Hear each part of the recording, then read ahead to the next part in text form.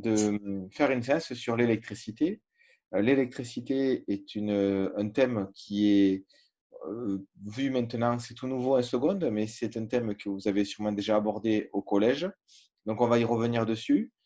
Et sachez que jusqu'en terminale, quelle que soit la classe, vous aurez de l'électricité pour les sections technologiques, bien sûr, mais également pour les sections générales en enseignement de tronc commun, c'est-à-dire ce qu'on appelle l'enseignement scientifique.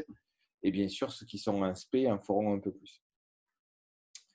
Alors, je commence donc par le cours que je vous ai proposé sur les lois de l'électricité, comme vous avez à l'écran.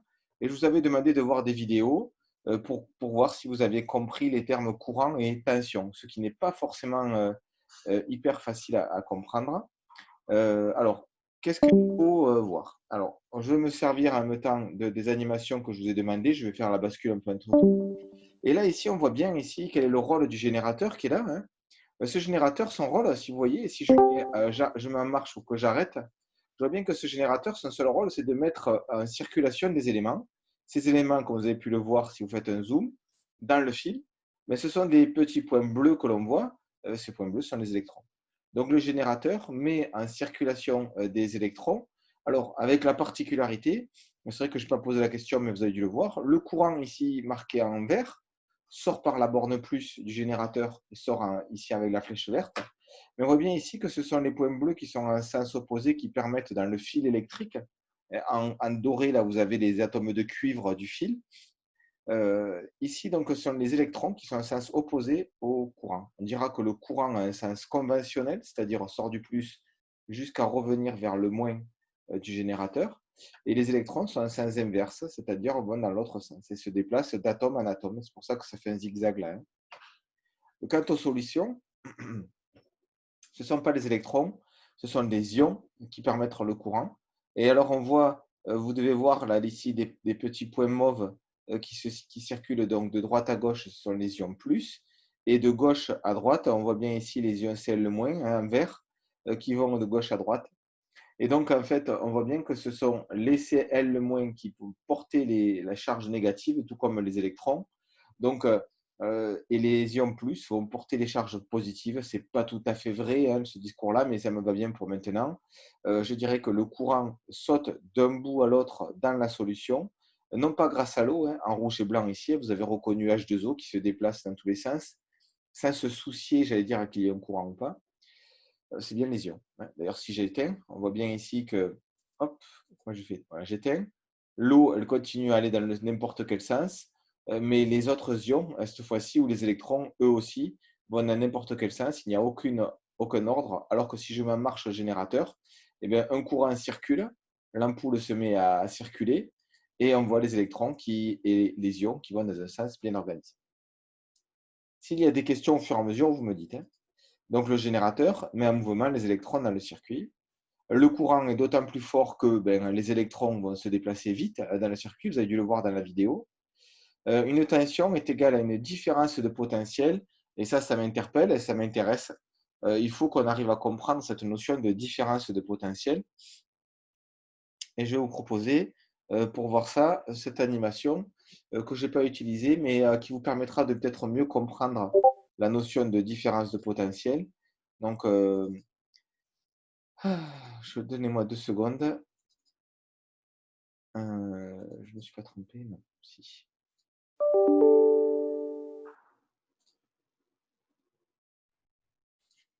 Donc, je me perds. Donc, je vais mettre là. Non, là, peut-être pas. Voilà, excusez-moi, hein. C'était pour que vous voyez bien. Donc, on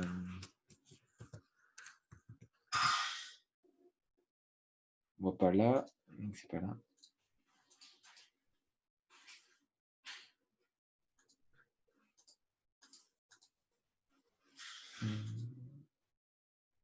Mais c'est là, là, je vais trouver là.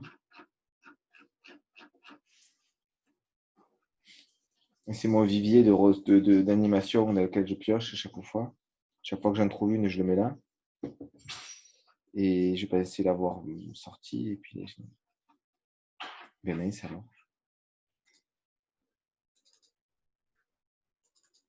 C'est important pour que vous compreniez ce que j'allais dire derrière. Donc,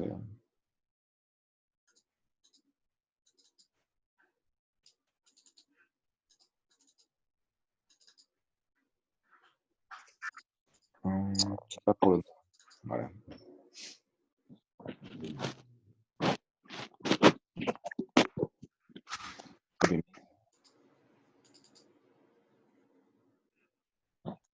Bon, ça marche pas.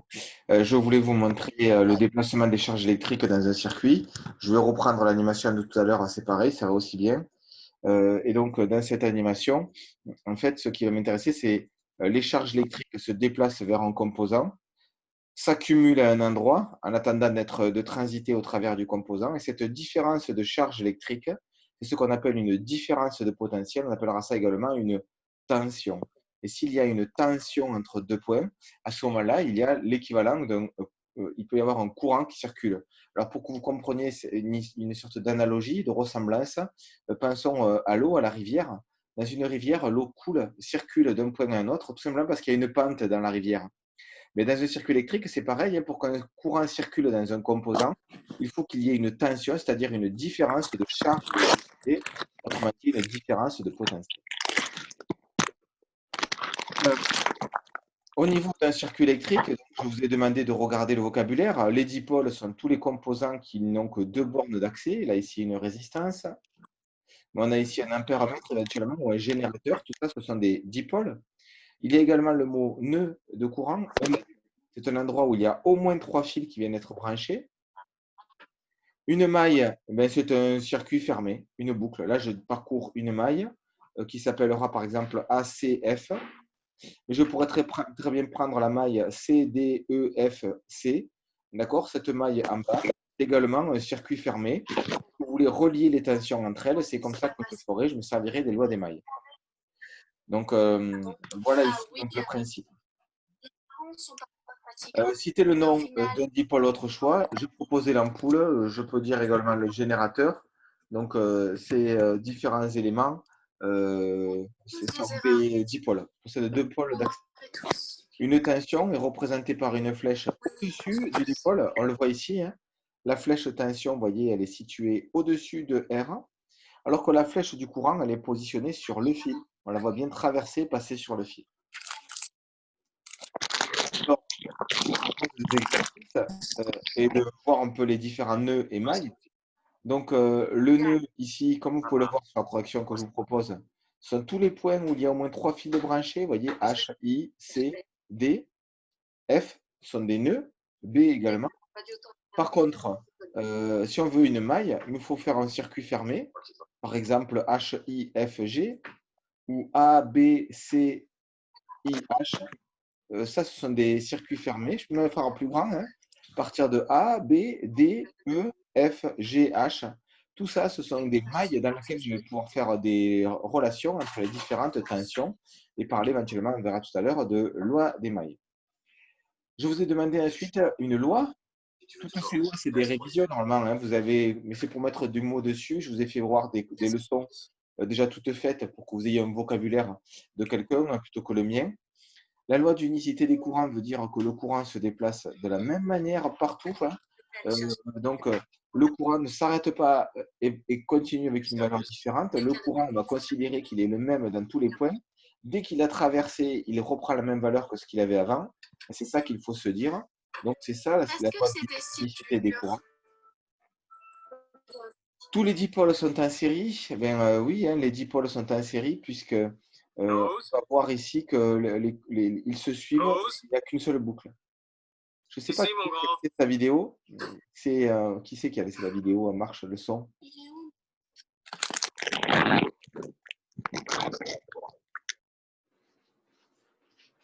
Voilà, peut-être que ce sera mieux. Ensuite, tous les dipôles sont en série. Oui, la loi d'unicité peut s'écrire, donc le courant est le même partout. Hein. IG égale I1 égale I2, c'est ce qu'on a vu ici. Hein. Le courant est le même ici et là, hein. C'est la même valeur, c'est une même boucle. Les circuits restent en série, l'ordre des dipôles importe peu. C'est ce qu'on a vu et que vous avez vu dans les vidéos.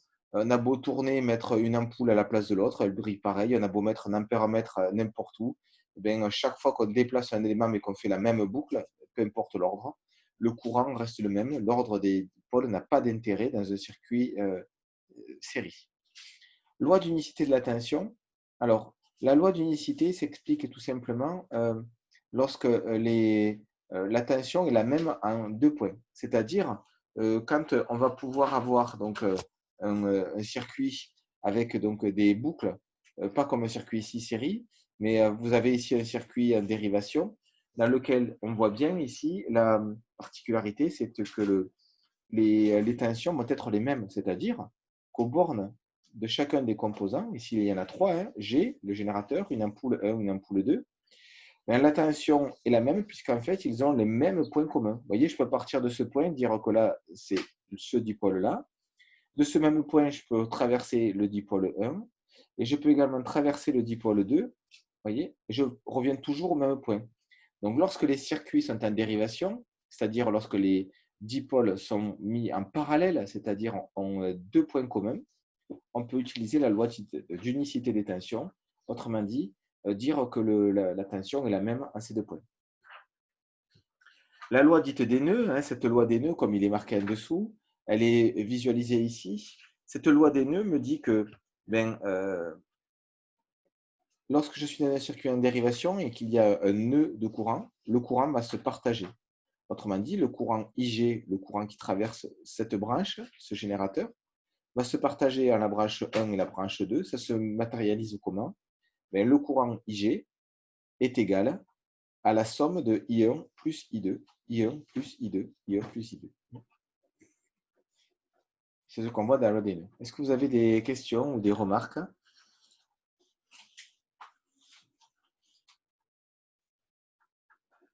Ok.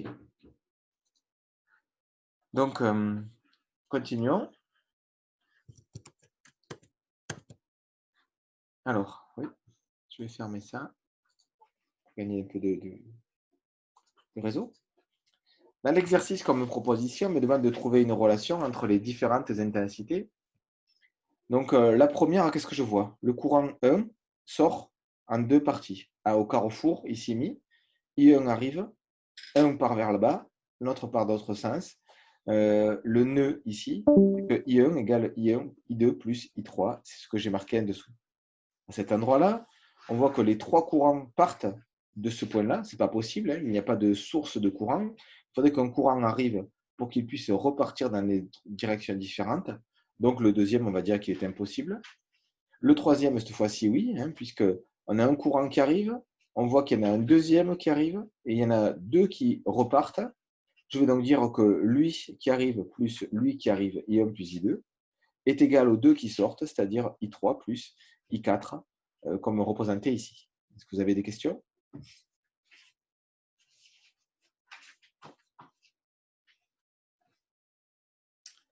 La loi des mailles, un peu plus délicate, mais ici dans l'exercice, c'était pour voir la base. J'ai repéré une maille, autrement dit, on l'a dit tout à l'heure, c'est une boucle, un circuit fermé, et je vois que les flèches tension sont toutes branchées, sont toutes mises autour des dipôles, au-dessus des dipôles. Donc, comment faire à la loi des mailles? Je vais prendre un point, je vais parcourir le circuit en relevant les différentes flèches sur lesquelles je vais pouvoir passer. Si je les parcours dans le même sens comme un sens prévu de parcours, peu importe lequel, à ce moment-là, je les compte plus, comme les U1 et U2. Par contre, si je parcours la flèche dans le sens opposé, je vais donc écrire ma flèche moins U4 et là ma flèche moins U3. Ce qui donne, c'est marqué là, est-ce que je peux mettre tout à l'écran? Impeccable. Alors, U1 moins U4 moins U3, puisque je le parcours en sens opposé, plus U2 égale 0. Si je prends le point de départ comme étant le point B, si vous étiez parti du nœud D, vous auriez trouvé la même situation, mais dans un sens différent. Est-ce que ça vous pose un problème? Est-ce qu'il y a des questions?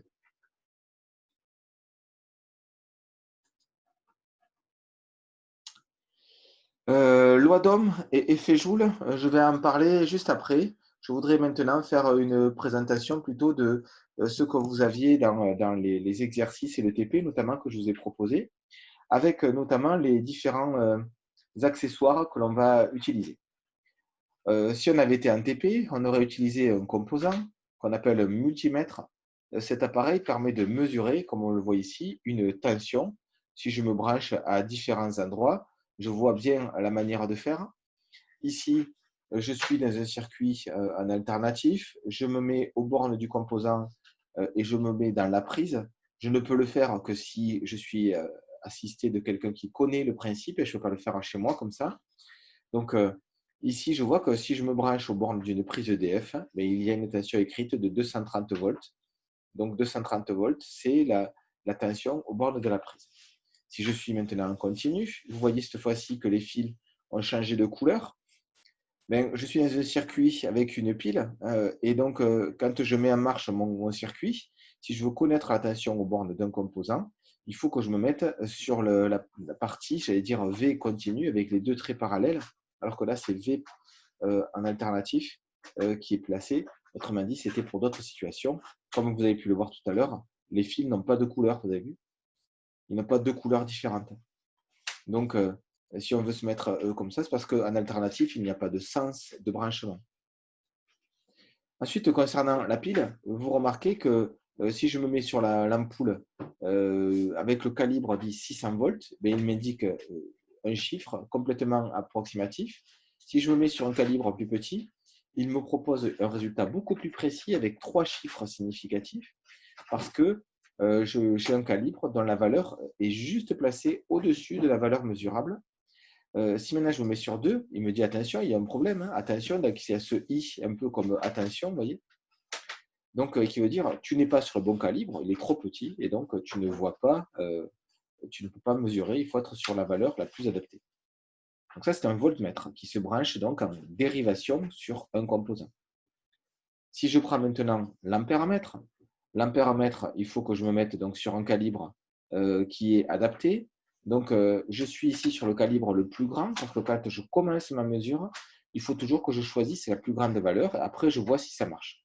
Lorsque je mets en marche le montage, je me rends compte ici que si je suis sur le calibre 10 ampères, ça fonctionne. L'ampoule se met à briller. J'ai bien mis mon ampéramètre en série, hein, c'est-à-dire à la place d'un fil. Hein.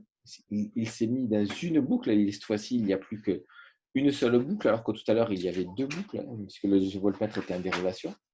Donc, je vois que je peux changer de calibre et prendre un calibre plus adapté.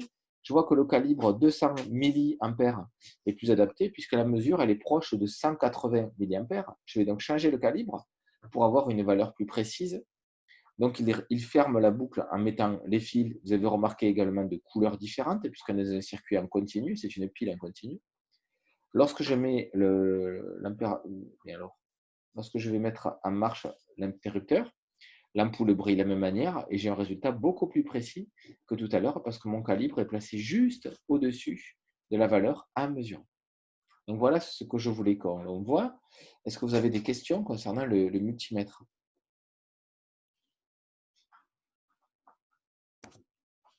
Monsieur, Dis-moi. vous m'entendez? Oui, bien sûr. Oui, je voulais savoir pourquoi on change d'endroit où l'on met les fils quand on veut savoir les ampères.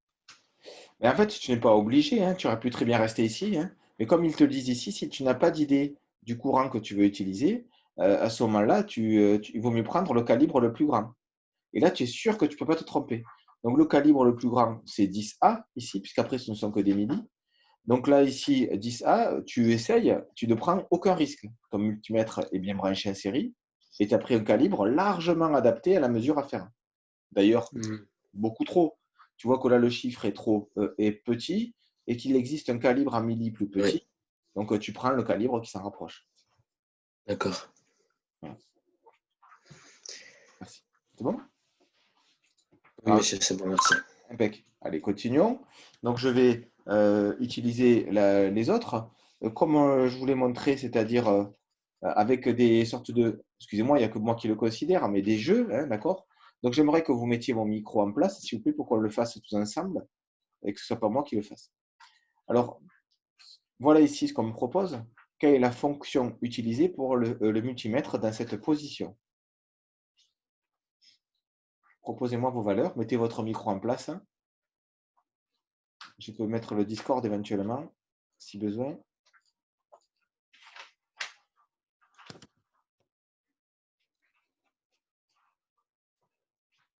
Alors, est-ce que quelqu'un veut bien me dire quelle est la fonction utilisée? Volt, ampère mètre ou ohm mètre?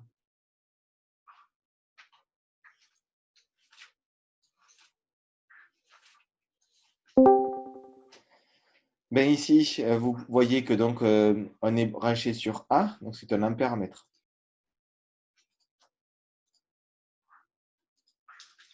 Ici, allez, dites-moi, participez avec moi. Quelle est la grandeur mesurée par le multimètre ici? Est-ce que c'est plutôt une résistance R, une tension U, une température T ou une intensité électrique I lorsque je suis ici? Qu'est-ce que vous me proposez? Intensité électrique, monsieur.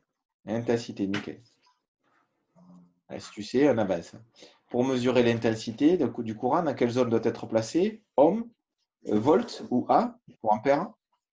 Pour mesurer l'intensité? Euh, tout, tout, tout.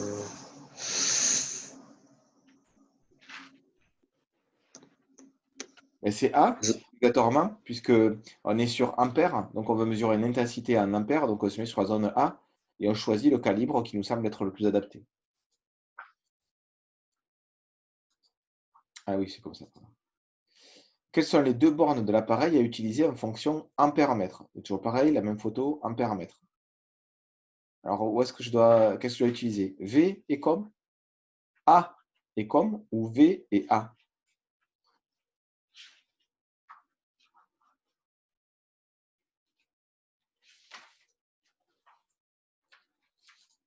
A et com. Alors pourquoi A et com? Ben, parce que ici on veut mesurer une intensité, donc c'est forcément sur A et com qu'il faut utiliser. Une intensité électrique se mesure en degrés Celsius comme une température, en volts comme une tension, ou en ampères comme un courant. En ampère, monsieur. Quel est le symbole correspondant à un paramètre? Un rond avec un I, un rond avec un U, ou un rond avec un A comme un paramètre?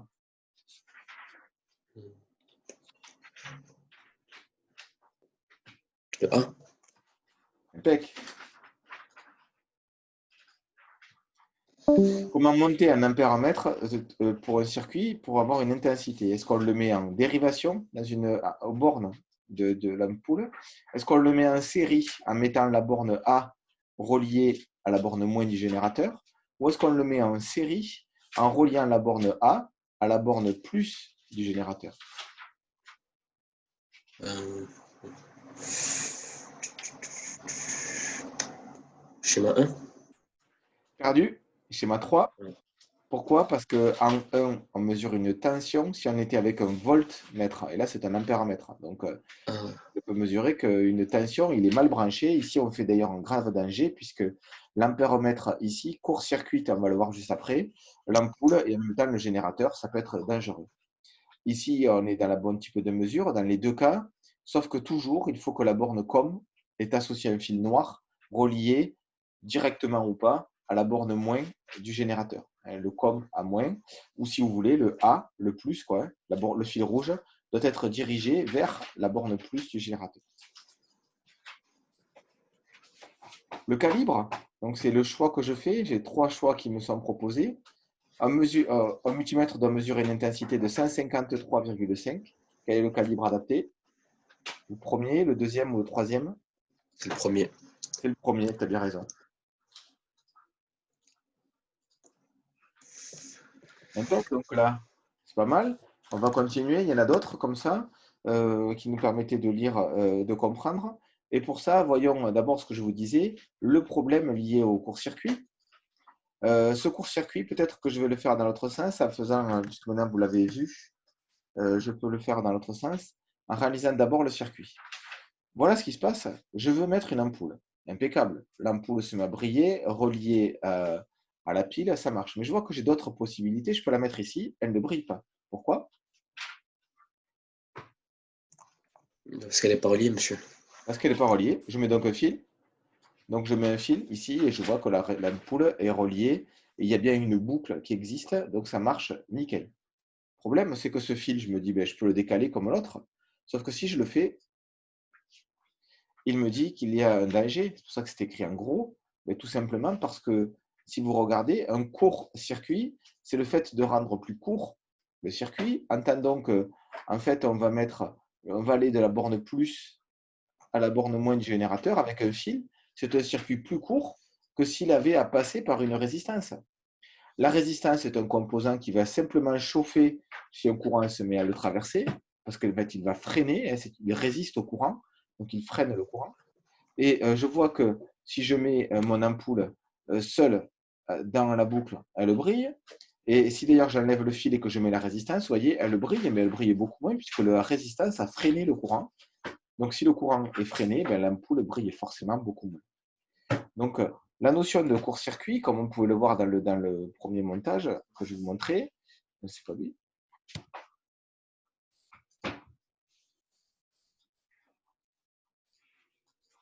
Ben ici, le court-circuit, c'est le fil vert. Si je mets en marche le montage, ben je vais voir que l'ampoule se met à briller. Il n'y a pas de problème, puisqu'en fait, elle brille d'ailleurs beaucoup plus que s'il y avait deux ampoules. Je crois qu'on ne peut pas les enlever directement, il faut attendre. Donc en fait, qu'est-ce qui se passe? Ben, c'est que le courant est feignant, ne traverse pas la deuxième ampoule et forcément ne traverse que la première parce qu'il n'a pas le choix avec la première. Mais dans la deuxième, on voit bien qu'il a le choix, puisque forcément, il peut très bien ou traverser la difficulté l'ampoule ou avoir un chemin facile par un fil. Il est comme nous, les feignants, hein, on prend le chemin sans difficulté, donc le court-circuit. Donc un court-circuit, c'est dangereux parce que ça peut forcément créer tout de suite des surintensités, des échauffements, voire même qu'on appelle ça, des incendies. Hein. Dans les maisons, ça peut créer un incendie. Voyons ici maintenant le deuxième cas, le multimètre branché à un voltmètre, pardon. Pour qu'il y ait une tension entre les bornes d'un générateur, est-ce qu'il doit y avoir un circuit fermé obligatoirement?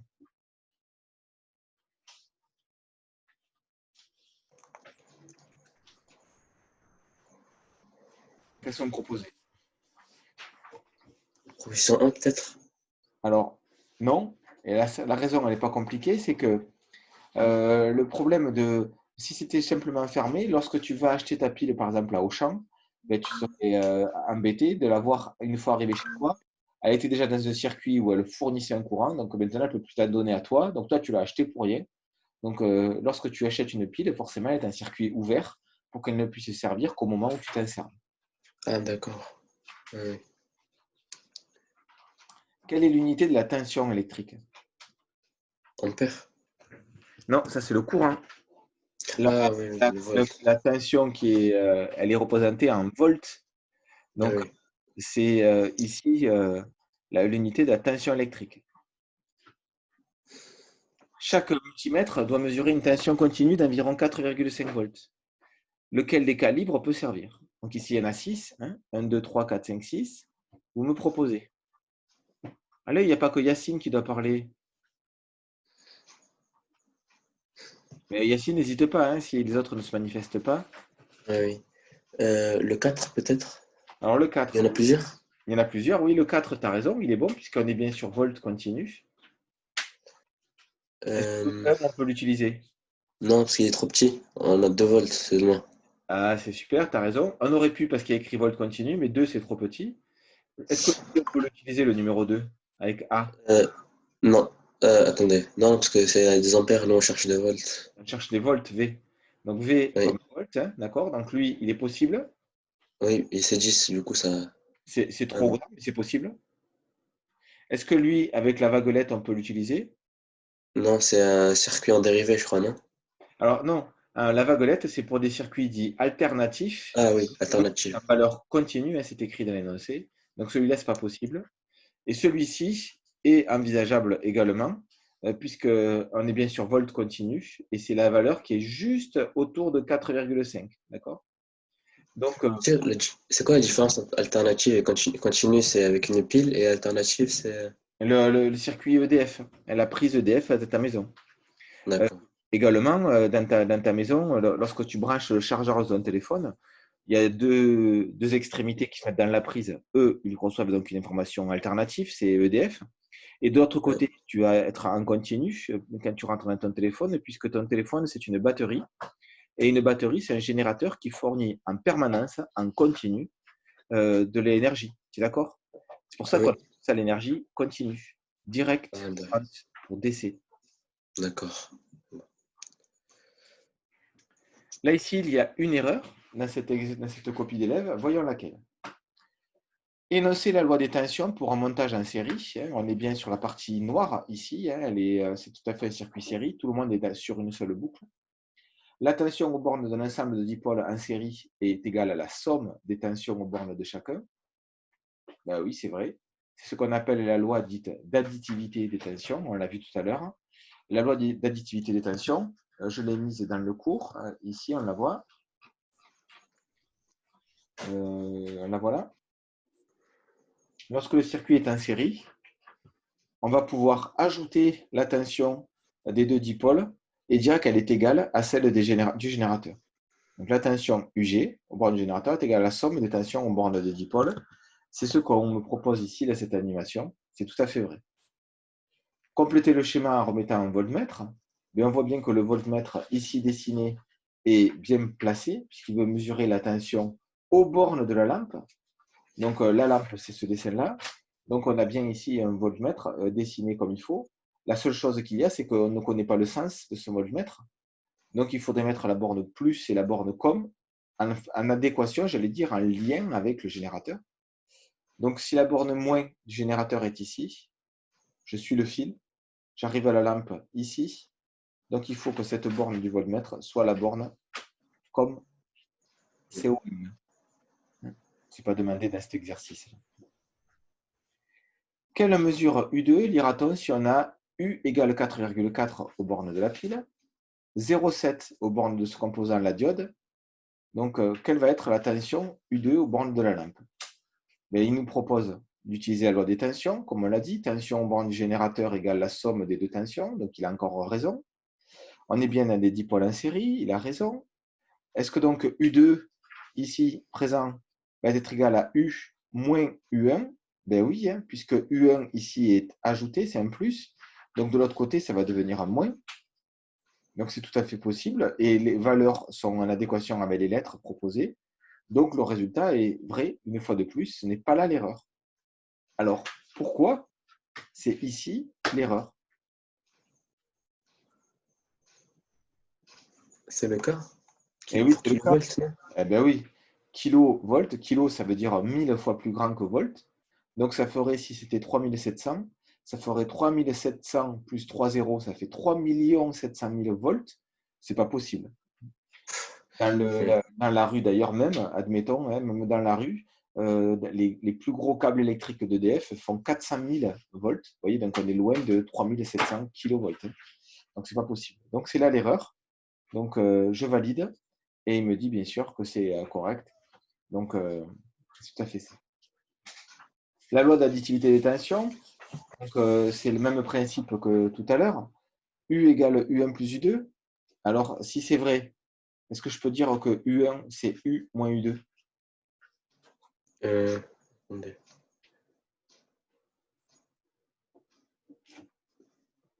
Je sais pas, peut-être, je sais pas, je saurais pas dire. C'est vrai, oui, c'est vrai, puisque je prends le égal, je ne le bouge pas. U, il est d'un côté, comme là, il est compté plus, comme là. U1, il est bien de l'autre côté du U, donc ils sont au bon endroit.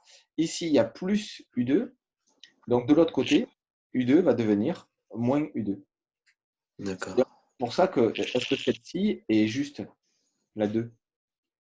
Non, parce que c'est U2 moins U, c'est d'être U d'abord, non? Et oui, comme au Ouais. premier, d'accord, donc celle-là, elle est fausse. La numéro 3, Il n'y a pas de soustraction, du coup, c'est faux. donc c'est faux aussi. Est-ce que celle-ci, là, il y a une soustraction, est-ce que c'est possible? Ah oui, puisque oui, oui, c'est possible. Bien sûr. Et est-ce que là, dans ce sens-là, c'est possible la soustraction? Non. Oui, d'accord. Donc, on a fait ce qu'il fallait. Voyons le dernier exercice qui mêle un peu toutes les lois de tension. On fera pareil pour les lois de courant. Il y a 4 chiffres qu'il faut placer à 4 endroits différents. 1, 2, 3 et 4. À nous de trouver lesquels correspondent. Est-ce que vous avez une idée? Euh, On nous donne U2 qui fait 3 volts. Et U2 se trouve là, au bord de cette lampe. toutes les lampes, elles sont dites identiques, hein, d'après ce qu'on nous dit, hein. Donc, si là, ici, j'ai U2 qui fait 3, U3, il fait combien? Puisqu'on est sur un circuit en dérivation, les deux dipôles ont les mêmes bornes. Qu'est-ce qu'on peut dire des valeurs de U2 et U3? Ils sont identiques. Du coup, c'est 3 volts ici. Donc, je vais mettre 3 volts à U3. On est bien d'accord. Oui. Le générateur fait 9 volts. C'est écrit dans l'énoncé. Donc, ici, il y a 9 volts. Entre ces deux points, il y a 3 volts. Donc, forcément, entre ces deux points, qu'est-ce qu'il va y avoir? Combien va-t-il y avoir? Euh, il va y avoir 3 volts aussi. C'est pas possible parce que, premièrement, je n'ai pas la Oui. possibilité d'utiliser 3. Il faut qu'en tout, ça fasse 9. Ah, bah 9. 9 après. Perdu, c'est 6. Puisque 6, ici, si je fais 6 plus 3, puisque là, j'ai 3 volts entre ces points, 3 volts, 6 volts entre ces deux points, donc forcément, entre ce point-là jusqu'à l'autre extrémité, il y a 9. C'est la loi dite d'additivité et des tensions. J'ajoute Ah, tension. d'accord. Oui, Là, la tension, c'est partagé. je En viens de dessous, comprendre. en dessous. Donc là, j'ai 5 2,5. qui fait 4,5. Et en Oui. tout, ça doit faire un 9. Donc lui, comme il doit rester pour 6, U6, si en tout, il y a 9 volts, il y en a un des dipôles qui prend 4,5. Combien prend le U6? Euh, le U6 prend 4,5 lui aussi. Eh oui. Et du 4, coup, le U4, 9. et U4, 9, ce qui est logique puisque on est bien aux bornes du générateur. Donc, il doit y avoir la même tension aux bornes du générateur qu'aux bornes de la lampe.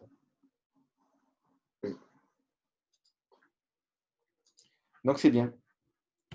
Donc, ça, celui-là, on est d'accord, c'est bon. Passons au suivant. Il y en a encore un, je crois, on va faire après. On arrêtera peut-être.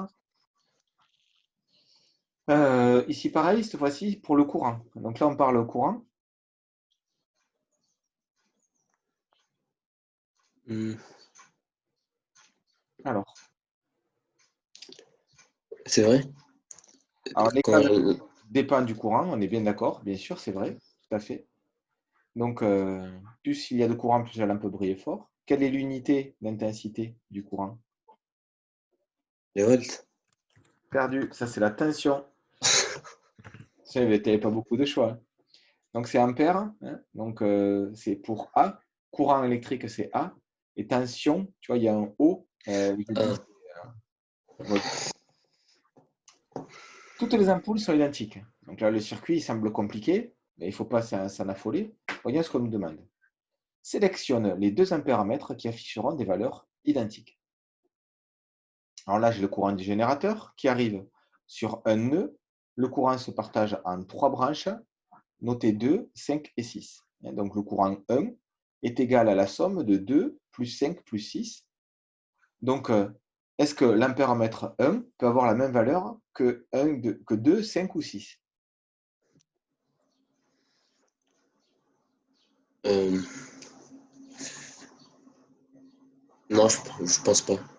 Et non, hein, tu as bien raison, puisqu'on le voit dans le cours là, que je proposais, c'est quand on est dans un circuit en dérivation, les courants s'ajoutent. Donc I1 plus I2, ici, va être égal à la somme du total de la branche. Voyons la situation, hein, c'est la même. On a le courant de la branche principale, c'est-à-dire celle du générateur, qui est égal à la somme des courants qui en repartent. Donc là, il y a un courant générateur, deux et trois branches qui en repartent. Donc pour nous, ici, ça sera I1 égale I2 plus I5 plus I6. Donc, on ne peut pas les Ça se mettre. divise. Eh oui. Donc ici, il me reste que deux ampéramètres.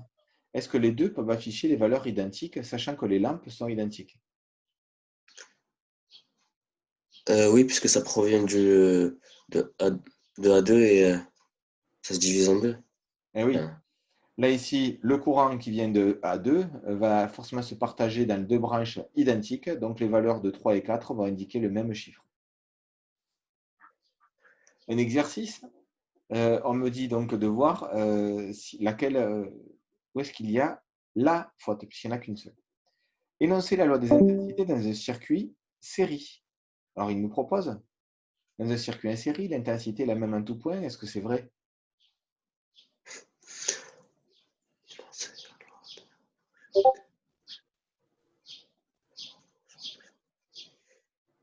Je sais pas. Alors, on va regarder le cours, hein, ce qu'on a vu dans le cours. Je suis dans un circuit en série, c'est lui. Est-ce que l'intensité est la même partout? Ah D'après oui, oui. Du coup, et c'est vrai. du coup, c'est vrai. Dans le message ci-contre, L1 brille plus que L2. Donc, on a deux lampes qui sont très certainement différentes. Le courant est le même, mais elles brillent différemment, donc elles sont différentes. Comparez la valeur indiquée par les ampères-mètres. Est-ce qu'elles peuvent être égales ou est-ce qu'elles vont être différentes? On dit qu'elles sont les mêmes. Ben, euh, tout. Du coup, ouais. Oui, normalement, c'est les mêmes. Eh oui, c'est forcément les mêmes, puisqu'on est dans un circuit où l'intensité est la même partout. Donc forcément, même s'ils sont placés à des endroits différents, ils indiquent le même chiffre. Comparez les valeurs affichées par les ampères-mètres dans le montage ci-contre. Donc là, on a un montage différent, avec cette fois-ci une diode qui est intercalée. Et le problème qu'il y a, c'est qu'une diode ne laisse passer le courant que dans le sens du triangle qui est là. Ouais. Donc, le courant devrait sortir de la borne plus du générateur, arrive ici et Il ne rencontre passe plus. un obstacle, il ne passe plus. Et donc, il y a une barrière symbolisée par ce trait perpendiculaire au fil. Donc, le courant ne passe pas. Donc, l'intensité ici, on me dit qu'il y en a un des deux qui est nul et l'autre non. Est-ce que c'est possible? Intensité.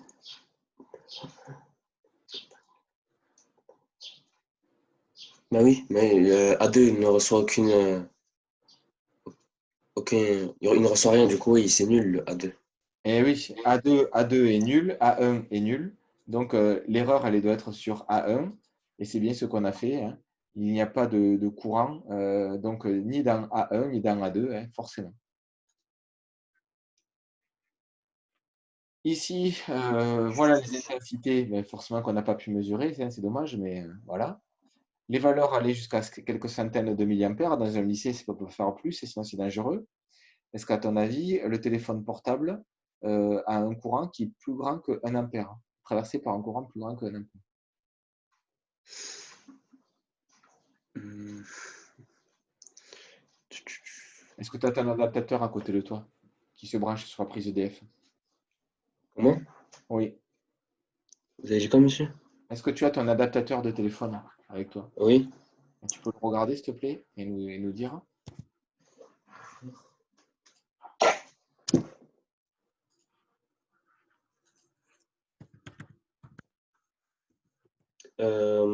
Oui, ça dépasse les 1 ampère. Alors, il y a deux valeurs. Il y en a une à côté de 230 et l'autre qui est à côté de la valeur 5,7 volts. Donc, c'est ça qui m'intéresse.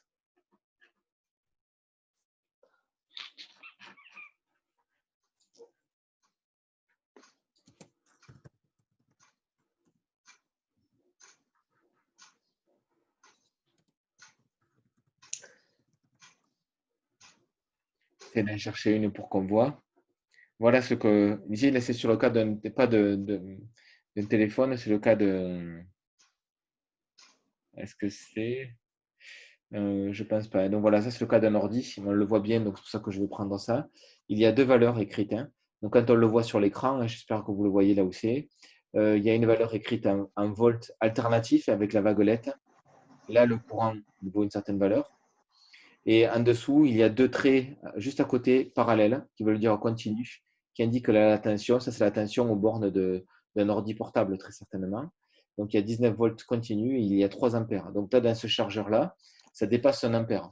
Mais toi, dans ton téléphone portable, me semble-t-il que normalement, ça ne dépasse pas 1 ampère.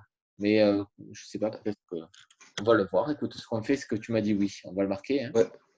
Moi, j'ai 9 volts, Oui. environ 9 volts, c'est écrit 1,67 ampères, ou Oui. alors 5 volts, 2,2 ampères. Voilà, il suffit que le produit de volts par ampère soit le même en fait chaque fois, hein. C'est pour ça qu'il y a deux valeurs. Donc soit 9 fois 1 et quelques, ça fait la même chose que 5 fois 2, hein. Voilà, c'est ce qu'il te propose.